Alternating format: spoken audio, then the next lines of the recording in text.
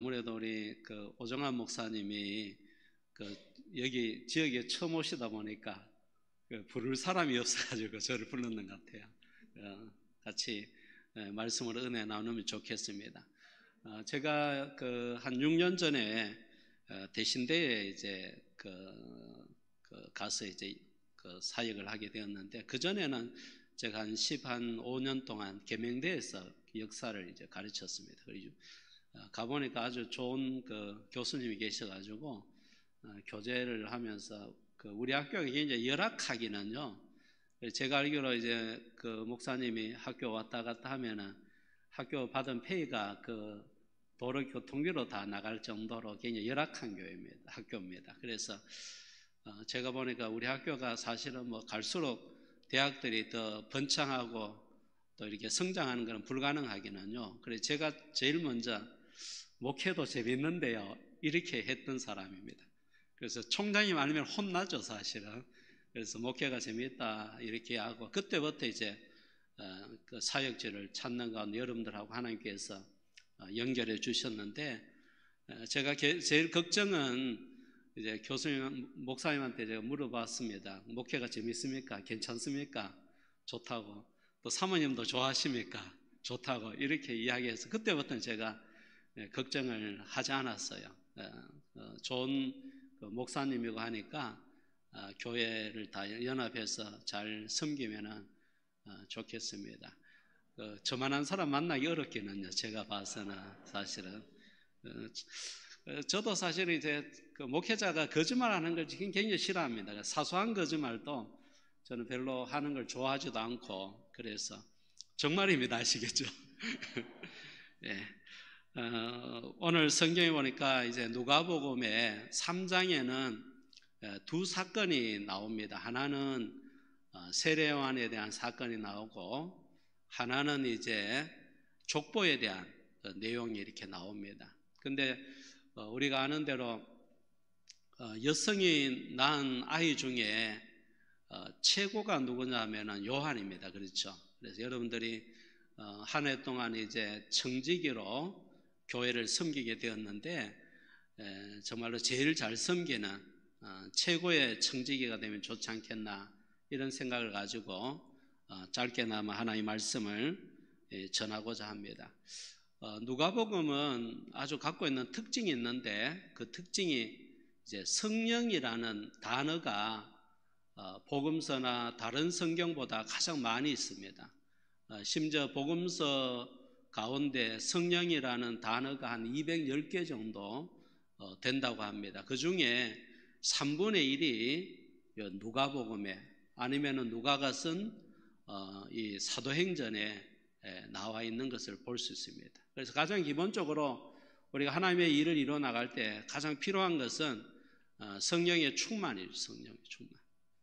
사실은 지금도 교회들이 영적으로 침체되어 있는데, 항상 이제 생각하는 것은 학교의 신학생들이, 건강한 신학생들, 또 교회에서 정말로 경건한 가정에서 태어났는, 또 자랐던 이런 좋은 어떤 젊은이들이 신학교에 많이 보내주면은 하나님께서 언젠가는 성령의 불을 그들에게 가슴에 부어주면 한국교회는 다시 회복하지 않는가, 이런 생각을 할 때가 많습니다. 그래서 학생들 중에나 어떤 사람들이 저보고 이제 한국교회가 어떻게 하면 부흥하느냐, 결국 성령의 역사다. 성령의 역사가 다시 한번 성령의 역사 강하게 일어나야만이 한국교회가 다시 회복될 수 있고 또 일어날 수 있다, 이렇게 저는 설명할 때가 많습니다. 이 누가복음도 가장 이제 성령에 대한 복음이다, 그렇게 이야기할 수 있고, 그 성령을 가장 먼저 받은 사람이 오늘 요한입니다. 심지어 요한은 모태 안에서 성령이 충만했습니다. 이런 아이는 사람은 잘 없기는요. 근데 요한은 모태로부터 이제 성령이 충만합니다. 저는 교회 목회를 하면서 이제 아이들을 위해 기도할 때, 또 아니면은 이제 잉태한 산모들, 임신한 성도들을 보면 항상 이제 이 기도를 합니다. 아이가 태중에 성령이 충만하게 그렇게 기도를 하는데, 그 태중에서도 성령이 충만한 이런 그런 요한이었습니다. 그런데 오늘 성경에 보니까 이 요한과 다르게 1절로부터 쭉 내용에 보시면은 디베로 총독이든지 분봉왕이든지 등등의 그 이름을 뭐냐면은 이야기하고 있다는 거예요. 거기 보시면은 아주 1절로 2절에 보면은 세상적으로 보면 아주 강한 사람들, 또 세상적으로 보면 아주 알려진 사람들, 또 세상적으로 보면 굉장히 건세 있는 사람들을 쭉 뭐냐면은 열거를 하고 있다는 거죠. 그런데 요한에 대해서 이야기하기는 딱 한 구절입니다. 빈들에 있다, 그렇게 해서 빈들에. 너무 이제 대조적인 그런 모습을 볼 수 있습니다. 이렇게 대조시킨 부분들을 보면은 요한이 굉장히 어떻게 보면 약하다는 의미입니다. 그러니까 아주 약하다는 거죠. 어떻게 보면 시대를 볼 때는 굉장히 약하고, 또 그런가 하면은 이렇게 굵직굵직한 인물을 볼 때 굉장히 약한 사람이 바로 요한이라는 거죠. 그런데 왜 요한이 하나님 앞에 이렇게 쓰임을 받을 수 있었느냐? 그것은 믿음이라는 거죠. 믿음. 우리가 이제 하나님의 교회를 섬겨 나갈 때 우리의 처지를 보면은 하나님의 교회를 섬기기가 쉽지 않습니다. 비교가 되지 않습니까? 안 그래요? 한국 사람이 가장 이제 잘하는 게 비교하는 건데, 그 비교를 너무 잘하다 보니까 교회 안에서 이제 힘있게 교회를 사역을 섬기지를 못하는 그런 경우가 있고, 조금만 어떤 일이 있으면은 마음의 상처를 받고 섭섭해하고 이런 경우들이 굉장히 많죠. 그래서 사역을 하다 보면은 그런 분들이 왕왕 있는데, 그럴 때마다 이제 상처를 많이 받으셨구나, 그런 생각을 할 때가 참 많습니다. 그런데 이제 오늘 이 요한이 아주 연약하지만은 그 안에 뭐가 있느냐? 믿음이 있었다는 거죠. 믿음이 있으니까 하나님께서 강하게 쓰시다는 거죠. 그리고 왜냐하면 우리가 하나님이 다 가지고 계시니까 우리는 가진 것이 비교해서 하나님의 교회를 섬기는 거 부족합니다, 사실은. 그러나 이제 우리가 믿음으로 나가면은 하나님의 능력이 나에게 풍성하게 임하는 거죠. 우리 요한복음에도 보면은 하나님이 우리를 부르시는 것은 우리를 통해서 더 풍성하게 하시기 위해서 불렀다. 이제 구원받는 것만 목적이 아니라 이제 풍성한 삶을, 교회를 통해서 풍성한 삶을 살도록 우리를 불렀다는 것을 말씀을 하고 있습니다. 이렇게 믿음을 가지고 요한이 나갔더니 약하지만은 부족하지만은 하나님께서 요한에게 오늘 성경에 보니까 말씀으로 주님께서 임하셨다고 설명을 하고 있습니다. 그랬더니 요한에게 어떻게 강한 거죠. 어느 정도 강하냐면 헤롯보다 강한 거예요. 그런가 하면 요한의 영향이 얼마나 크냐, 빈들에 있음에도 불구하고 많은 사람들이 요한을 찾아 나오는 이런 사람이 되었던 것을 우리가 잘 볼 수 있습니다.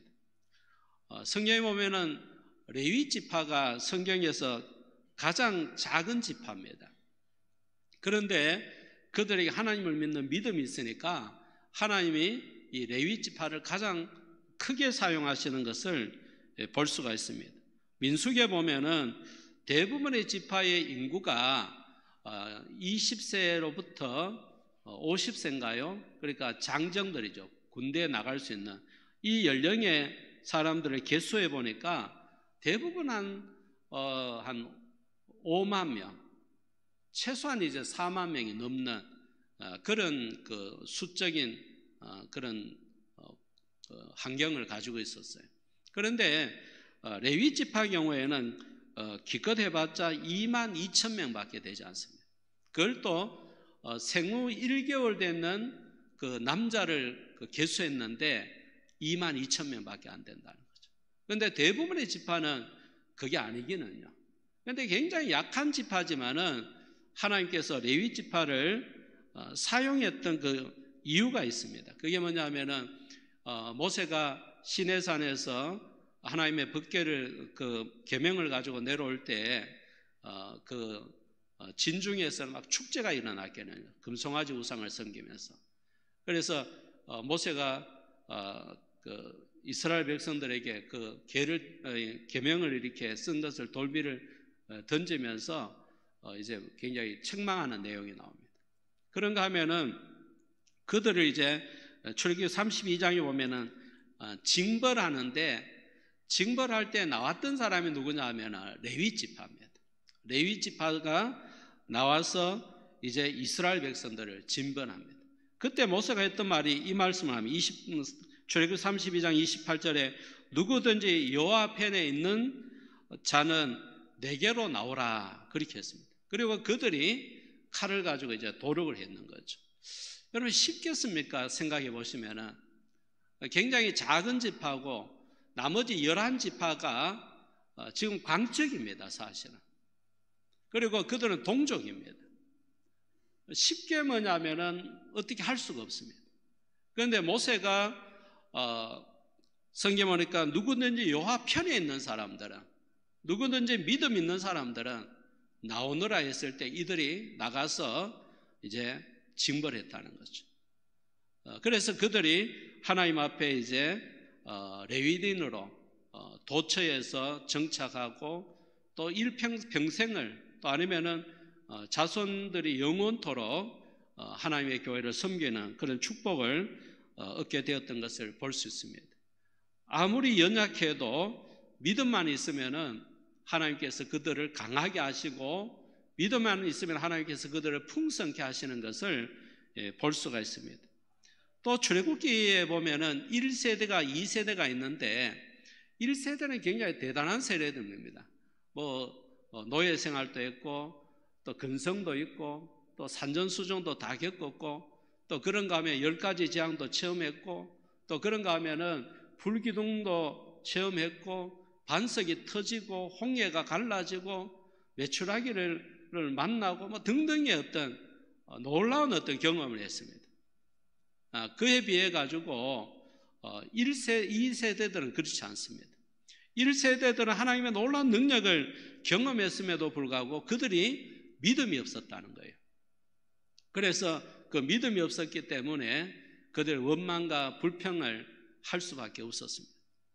저는 한 20년 전에 성지순례를 갔는데 굉장히 잘 갔다 그런 생각을 한번 해보았습니다. 그래서 제가 개척을 했기 때문에 제가 위임을 이제 받게 되었어요. 그래서 제가 집사님 내 위임 선물로 예를 들어 가지고 성지순례 가도록 그래 써라고, 내가 언제 갈지는 모르지만은, 그러면서 이제 제가 이야기하기를 가지 말라 한다고 내가 안 가겠나? 그러니까 이미 써놓는 게 안 낫나 내가. 그래서 이제 그 위임 받을 때 이제 성지순례 간다고 했어요. 저는 뭐 그건 갈 생각은 별로 없죠. 그런데 이제 그 성지순례 팀이 있었는데 송동훈 목사라는 분이 계시는데 그분이 이제 성지순례를 모집하다 보니까 그 여석이 몇 개가 있는 거예요. 그래가지고 저보고 자꾸 가자 하는 거죠. 안 되겠다, 이때 한번 가야 되겠다 싶어가지고 하는데 돈이 없는 거죠. 그래가지고 가니까 또 목사님이 그 카드로 된다고 뭐 이렇게 이야기하더라고요. 그래서 제가 이제 우리 집사님한테 전화해, 집사님 내가 카드 끌어야 되겠다 하니까 목사님 돈 있는데 왜 카드를 끌습니까? 그걸 빨리 이제 그쪽으로 송금해라 하면서 제가 갔다 왔는데, 제가 그 성지순례를 가면서 뭐 미리 공부도 했지만은 굉장히 많이 은혜 받았습니다. 그냥 이제 주님이 거기에 거느리셨다는 것만 해도 저한테는 막 감동이 일어났어요. 그리고 성경에 많은 그런 지명들이나 사건들이 일어났던 곳에 가보니까 또 이해가 또 되고, 그래서 그냥 이제 잘 몰랐던 부분들이 성경을 제대로 이렇게 알게 되고 제대로 이제 전하게 되는 그런 어떤 기쁨이 있었는데, 한 시간 아니죠, 하루 온종일 이제 그 텔아비브에서 애굽까지 갑니다. 이집트까지 가는데 사실은 이제 그때부터 사막이기는요. 그런데 그 사막을 차를 타고 가는데도 하루 종일 가니까 얼마나 불편한지 화장실 딱 한 군데 가더라고요. 그것도 보면은 화장실 문이 오픈됐는데 그 당시에는, 지금은 안 그렇겠죠. 정말 불편한데, 근데 충분히 그 길이 불평할 수 있는 길이에요. 충분히 뭐냐면은 원망할 수 있는 거예요. 또 그런가 하면 1세대들이 충분히 불평하고 충분히 원망할 수 있는 그런 길이었어요. 그런데 왜 하나님이 불평하는 것과 원망하는 것을 싫어할까? 하나님이 함께하는 길에는 원망할 수 없다는 거죠. 하나님이 함께하는 길에는 불평할 필요 없다는 거죠. 왜냐하면 하나님의 다 뜻이 있기 때문에 믿음으로 견디면은 그게 오히려 우리에게 축복이 되고 영적으로 성장하게 되고 하니까 하나님께서 그런 길을 허용하는 것을 볼 수 있습니다. 그런데 이스라엘 1세대들은 그 길을 걸어갈 때 출애굽기를 읽어보시면 계속 불평이 계속. 하나님께서 이스라엘 백성들을 부르실 때 목표가 한 가지가 있어요. 그 목표가 뭐냐 하면은 군대를 만드는 거기는요. 360년 동안 종살이 했다면은 대를 이어서 종살이 했다면 얼마나 피폐했을까요? 안 그래요? 그런데 하나님은 그들을 부르실 때 종으로 부르시는 게 아니라 군대로 부르셨다. 군대로. 그런데 군대를 부르시는 그 하나님께서 하나님이 어떤 분인지 계속 보여줬는데도 불구하고 이스라엘 백성들은 원망하고 불평하고 했다는 거예요. 여러분, 우리가 하나님의 교회를 섬길 때 믿음이 없으면은 원망하고 불평할 수밖에 없습니다. 내가 마음에 이런 것들을 보고 불평이 나오고 원망이 나오면은 내가 아직 믿음이 없구나 이런 생각을 해야 돼. 하나님 나한테 믿음을 주십시오. 하나님의 권능, 하나님의 능력을 믿게 해달라고, 하나님이 일을 처리하시고 하나님께서 해결하시고 좋게 하시고 하는 것을 내 마음에 믿게 해달라고 이렇게 우리가 기도해야 될 줄 압니다. 이 세대들은 전혀 이런 어떤 그 홍해나 또 10가지 재앙 이런 걸 경험하지 못했습니다. 그런데 그들이 경험했는 건 딱 한 가지입니다. 하나님이 항상 중심에 계시더라는 거죠. 이스라엘 백성들 움직일 때도 중심에 계시고 정착할 때도 중심에 계시고 또 하나님께서 임재하시고 하나님께서 말씀하시고 하나님께서 보호하시고 이것을 이 세대들은 이제 보고 자라는 거죠. 다른 거는 몰라도 1세대들은 애굽의 최고의 문명을 경험했지 않습니까? 최고의 하나님의 능력이 어떤 것인지 경험했지 않습니까?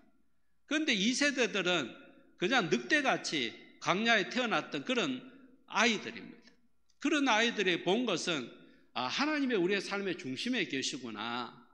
하나님이 중심에 계시니까 우리를 인도하시고 하나님 중심에 계시는 우리를 보호하시고 하나님 음성을 들으니까 우리가 가야 되고 서야 되고 이런 것들을 이 2세대들이 경험했다는 거죠. 결국은 하나님께서 이 2세대들에게 애굽에서 부르실 때 목표대로 이들을 군대로 만드셔서 여호수아를 세우고 가나안의 모든 칠족들을 물러내치고 가나안의 주인공이 되도록 그렇게 하나님께서 하셨던 것을 볼 수가 있습니다.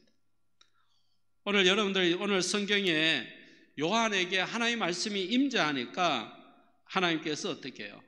그에게 큰 풍성함을 주셨던 것을 볼 수가 있습니다. 요한은 어떤 의미로 말하면은 하나님의 말씀을 잘 수용했습니다. 그 이유가 뭐냐면 은혜죠. 그가 은혜가 있었기 때문에 가능한 줄 압니다. 그가 성령의 충만함을 받고 태어날 수 없는 부모의 그 몸에서 성령으로 잉태하게 되고 태어나게 되고 그것을 너무 잘 알았기 때문에 또 그런가 하면은 그를 통해 하나님께서 주시고자 하는 그런 메시지가 있었지 않습니까? 왜냐하면은 메시아 길, 주님의 길을 미리 예비하는 이런 은혜를 그가 알았고 받았기 때문에 오늘 성경에 보니까 그는 하나님의 말씀을 잘 수용했습니다. 그래서 오늘 성경에 보니까 하나님의 말씀을 임용할 때 4절에 보니까 광야에서 외치는 자의 소리가 있어 이르되 너희는 주의 길을 준비하라.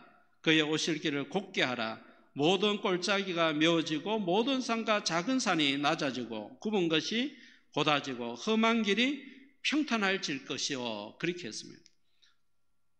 어떻게 보면은 하나님의 말씀을 들을 때 우리가 어떻게 해요?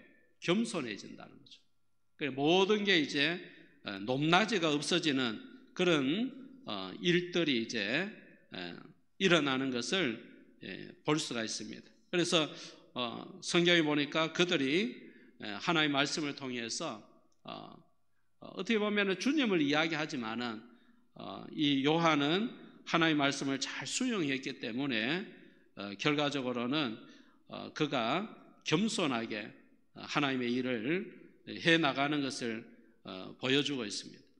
여러분 성경에 보니까 포도원에 대한 이야기가 나오는데 거기에 보면은 이제 3시 또 6시, 9시, 12시입니까? 이제 일꾼들을 모집합니다. 그래서 마지막에 이제 3시에 온 사람은 1시간밖에 일하지 않기는요. 그런데 똑같이 한 데나리온을 줍니다. 알겠죠? 근데 중요한 거는 한 데나리온도 그냥 이제 뭐 평범하게 하루 일했던 사람의 품삯이 아니라 최고의 뭐냐면 기술자가 받는 그런 품삯이라는 거죠. 그래서 만약에 이제 보편적인 사람은 그 정도 받을 수 없어요, 사실은. 그냥 뭐 거기에서 한 4분의 1 정도 이렇게 받는데, 그래서 처음 온 사람부터 이제 한 데나리온을 이렇게 주니까 그게 은혜죠, 사실은. 일할 데 없는데 불러서. 그리고 보니까 이제 최고의 가치를 주니까, 품삯을 주니까. 근데 마지막에 온 사람이 1시간을 일을 하고 한 데나리온을 받으니까 그때야 이제 생각이 달라지는 거죠. 처음에는 자기를 불러서 일하게 하고 품삯을 주니까 은혜였고 감사한데, 다른 사람과 비교하고 내가 했던 일을 뭐냐면은 비교해서 생각하니까 여기에 뭐가 들어가느냐 하면 공로가 들어가게 돼요. 공로가. 그러니까 거기서 불평하는 거죠. 또 원명하는 거죠. 교회를 이제 사역을 뭐 여러분들도 오랫동안 이제 교회를 섬겼는데, 저는 막 말하는 거 엄청 싫어하기는요, 교회에서. 그래서 저희 교인들은 정말 말을 하지 않습니다. 근데 저희 교회들은 참 고마운 게, 옆에 교회 그 목사님하고 이야기 들어보면은, 예를 들어가 빵을 줬는 것 같고도 이 말을 저 말 한대요. 이게 빵이 아토피에 좋으니 안 좋으니, 뭐 그리고 어떤 사람은 뭐 빵을 두고 가고 막 이런 사람이 있대요. 근데 우리 교인들은 그렇게 가난하지도 않는데, 저희 교인들은 뭐든지 주면은 그대로 다 받아갑니다. 그게 얼마나 고마운지. 그래 뭐 좋은 거 주든 뭐 그렇지 않는 거 주든 안 받아가는 사람이 있고 다 받아간다. 그게 제가 너무 고마웠죠, 사실. 한 번은 이제 제가 여존대회를 없애버렸습니다. 여존대회를. 여존대회를 왜 없앴느냐? 저는 트라우마가 있기는요. 제가 외관교회 한 7년을 사역을 했는데 거기 여존도회 때문에 교회가 오랫동안 싸웠습니다. 여존도 때문에. 그래서 저는 여존도에 대해서 별로 안 좋아합니다, 사실. 여기 여존도 이름은 다른지 몰라도 제가 그렇습니다, 제가. 그러니까 정말 안 좋아하기는 제가. 그 하루는 보니까 뭐 김장하는 것 같고, 또 아니면 뭐 딴 거 가지고 뭐 일하면서 일할 때 보면 자기 좋아하는 사람만 데리고 주고 일하는 거예요. 근데 거기도 또 보면은 아주 이유가 있어요. 뭐냐 하면은 손발이 맞아야 된다. 손발이. 그래서 손발이 맞아야 된다 하면서 자기가 좋아하는 사람, 자기 싫어하는 배제하고 막 그래 일하는 거예요. 그래 보니까 우리도 보니까 그런 좀 모습이 좀 나오는 거죠. 그래서 제가 아마 예배 마치고 우리 여존대 없다 내가 했어요. 여존대 우리 여존대 이제 우리 교회 여존대 남존대 안 하기로 하자 막 이렇게 했죠. 그래서 깜짝 놀랐어요, 그분들이. 그래서 제가한테 이제 권사님이 찾아와서 목사님 그래도 김장해야 되죠. 또 그런가 하면 건축원금도 하죠. 목사님 생일 때 뭐 선물도 하죠. 내 생일 필요 없다고 나는 이렇게 이야기했는데, 그 정도로 제가 교회 이제 말을 이렇게 하는 걸 굉장히 싫어합니다. 싫어하는데 사실은 교회가 가장 이제 예를 들어서 힘드는 부분이 말이기는요. 그래서 뭐 성경에 보니까 우리가 말이 완전하다 하지 않습니까? 안 그래요? 그 정도로 우리가 이제 교회를 섬길 때 어떻게 보면은 자기 공로 의식을 가지면은 결국은 불평할 수밖에 없어요. 내가 했는 일을 보면은 그게 이제 그럴 수밖에 없고 또 원망할 수도 밖에 없고. 저는 교회에 이제 식사를 하면 항상 잘 먹었다고 이야기합니다. 또 그런가 하면은 노예나 시찰에 교회 식사하면 꼭 찾아가서 권사님들 제가 너무 잘 먹고 갑니다 이렇게 인사합니다. 왜냐하면 그 수고를 아니까 제가. 근데 우리 교회는 아주 좋은 그 권사님 한 분을 잃어버렸어요. 왜 잃었느냐 하면 그 권사님이 음식을 할 때 맛있게 하는 거 있잖아요. 다시 달아? 이걸 엄청 많이 넣는 거예요. 그래서 코스트코에서 한 통 크지 않습니까? 이게 한 달 가면 없어지는 거예요. 맛은 있는데. 근데 그걸 아니까 어떤 사람이 이야기했는 것 같아요. 뭐 너무 많이 쓰니 적게 쓰니 뭐 이렇게 이야기했는 것 같죠. 그래서 거기에 이제 그 자기가 식당을 봉사를 잘했는데 그만두고 나중에는 결국은 다른 교회로 이제 옮겨갔는데 그걸 보면서 참 그렇더라고요. 하나는 그냥 일주일에 한 번 밥 먹는데 그거 뭐 주의 이름으로 먹으면은 다 건강할 건데 그걸 가지고 뭐 많이 들어갔니 적게 들어갔니 하는 것도 그렇고 또 많이 들어갔다 하면은 좀 적게여도 되는데 또 그것도 그렇고 그래서 제가 봐서는 그런 것 같아요. 또 우리가 이제 음식을 먹어보면은 저희 집사람은 음식을 잘 못하기는요 정말로 못합니다. 우리는 계란하고 김밖에 안 먹습니다. 그 정도면 아시겠죠? 그러다 가끔 고기 먹는 사람은 제일 게으른 사람입니다. 왜냐하면 고기만 구우면 다 해결되니까 뭐 많이 필요 없으니까. 그런데 이제 제가 한번 보니까요 아이들이 뭐 소풍을 갈 때 음식을 싸가면은 돌아와서 딱 하는 말이 한마디가 있습니다. 엄마 음식이 최고더라 이렇게. 왜냐하면 지금까지 입맛이 들었으니까. 그러니까 이제 자기 엄마가 볼 때는 내가 봐도 음식을 못 만드는데 매일 입맛에 들으니까 다른 게 받아들이기 어렵거든요. 그래서 교회는 식당이나 봉사하다 보면은 내식이 있고 내 방법이 있습니다. 그러면은 뭐냐면은 이걸 맞춰가야 됩니다. 서로가 맞춰가야 됩니다. 서로가 맞추기가 어려우면은 믿음 좋은 사람이 맞추면 안 됩니다. 알겠죠? 그러면 아무 문제가 없습니다. 교회. 그래서 우리가 하나님의 교회를 이제 겸손하게 이렇게 모든 사람들이 교회 안에서 그렇게 성도를 서로 존중하고 그러면 좋을 것 같아요. 그래서 하나님의 말씀이 임하니까 모든 게 이제 낮아지고 높았던 게 낮아지고 낮아진 부분은 그게 보완이 되고 이렇게 해서 교회가 성장해 가는 것을 볼 수가 있습니다. 요한이 어느 정도로 낮아지느냐 하면은 많은 사람들이 요한을 메시아로 생각합니다. 그럴 때 요한이 자기는 주님의 신발끈도 묶기에 부족한 사람이다. 그렇게 고백을 하는 것을 볼 수가 있습니다. 우리가 이 모든 게 하나님의 말씀이 우리에게 임하니까 그게 가능한 거죠. 여러분들 교회를 섬겨보면은 목회자가 이게 제일 잘 대접하는 게 있습니다. 그게 뭐냐면 설교를 잘 들어주는 겁니다. 제가 보면 여러분들은 제 설교 재미가 없는데도 잘 들어주고 하는데 보면은 교회도 보면은 그 설교를 하다 보면 저분이 문제가 있구나 또 얼마 있으면 교회를 떠나구나 이걸 알 수 있습니다. 왜냐하면 설교할 때 고개 숙이고 있으면 이분이 얼마 있으면 교회를 떠나구나 이런 생각을 하는데 목회자에게 제일 이제 고마운 거는 이제 설교를 잘 들어주죠. 어떤 선배 목사님이 은퇴하기 전에 이제 설교를 하는데 이런 말씀을 하더라고요.